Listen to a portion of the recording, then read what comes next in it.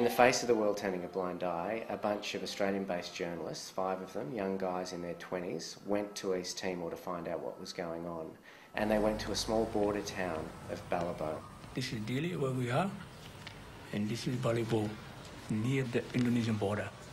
At the heart of the whole story is the fact that these 5 journalists were executed for pursuing their profession, the truth, bringing the truth to the world, and it was covered up. Now, if we hark back to 75, when this film's set, these guys got on a plane. They're in their mid-20s. They had a few rolls of reversal film. Telephone communication was limited and very expensive. They had no ability to talk to Australia at all. They were warned of the danger, but they were warned that they were told to get the story at any cost. Shackleton, it's not worth it. Believe me or don't believe me, but it's just not safe. Well, outside Balibo, is anywhere else we can film the invasion from?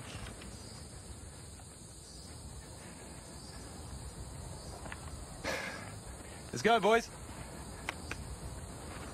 Jose Ramos Horta arranged for the Channel 7 journalists to make their way to Balibo. He provided a car and a driver and told them that it was the perfect vantage point to look down and see the Indonesian ships that were in Timor waters and the impending attack. And when the Channel 9 journalists arrived a few days later, Ramos Horta actually drove them up there. So they all collectively spent some time there with Horta. And he returned to Dili with some of their footage, which we now know is quite, incredible footage of the Indonesian pending attack. Ramos Horta arranged it. Horta? Yes. So you actually spent 2 nights with just the journalists, and was the Fretilin in Balibo that night? Yeah, in Balibo that night. I told them to leave. I said, listen, better leave. But they said, no, we are not leaving. We can get film some action. And so we stayed, and I left. And did you think at that point that Balibo was going to get invaded any day? Yeah, but I also thought they would not kill the journalists. I think they cared about the country enough to know the tragedy that was about to unfold. These men were faced with an opportunity to capture footage that would have perhaps helped stall Indonesia's invasion. This footage would have been evidence for the world. I think when faced with that, the men made a courageous decision that morning to stay. Brian felt that that was his story. He said, I just got that infinity with the people of East Timor. Where's Shackleton? The border.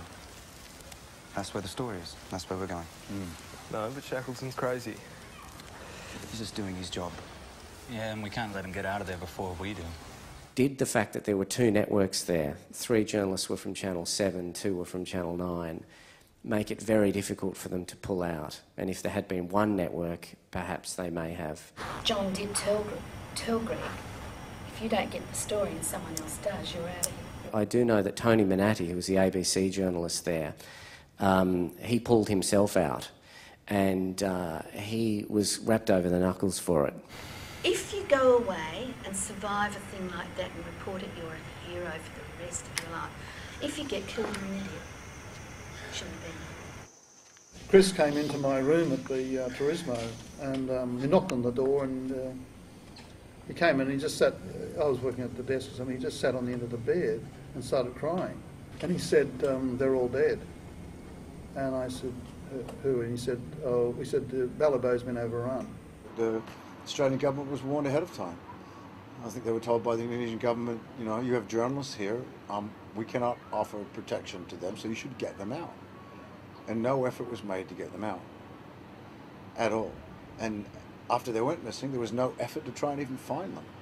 The price of silence, the pragmatism of that silence, meant that on December the 7th, when Indonesia invaded, they had had no signal at all from the Australian government that they were concerned about this murder, and that they blatantly sought out the only remaining journalist in Dili and took him to the wharf and shot him, is a ramification of that silence. And I think that in a minute way that tells the story of what happens if we let the deaths of the Balibo 5 go without justice. If you imagine that 5 months after the end of Vietnam, these young guys are killed, that this really is a turning point in the way big, powerful nations viewed the role of journalists and what they would do to actually stop those journalists telling the truth.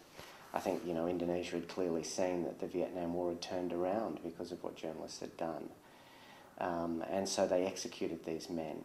This was the first time that journalists, that to my knowledge, certainly that journalists had been murdered because they were there on the spot.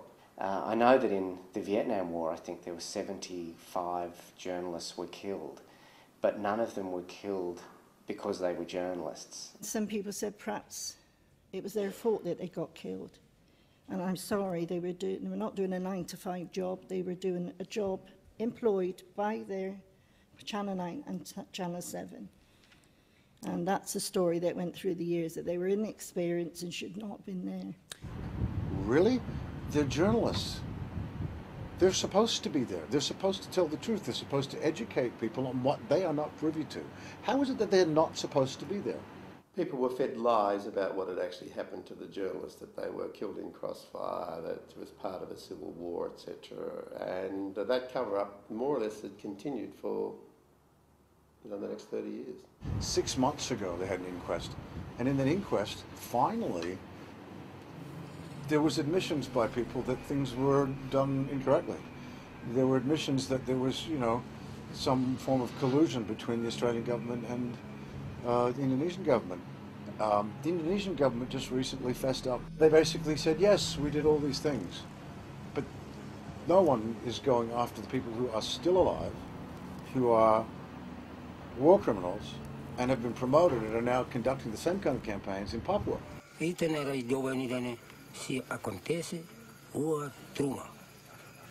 People's initial feeling is that the power of the Balibo 5 story is where the story is at. But through that story you find out about this country and the tragedy of what befell East Timor and the 200,000 Timorese that died under Indonesian occupation. I have 24 years stories. How long will that take you to record?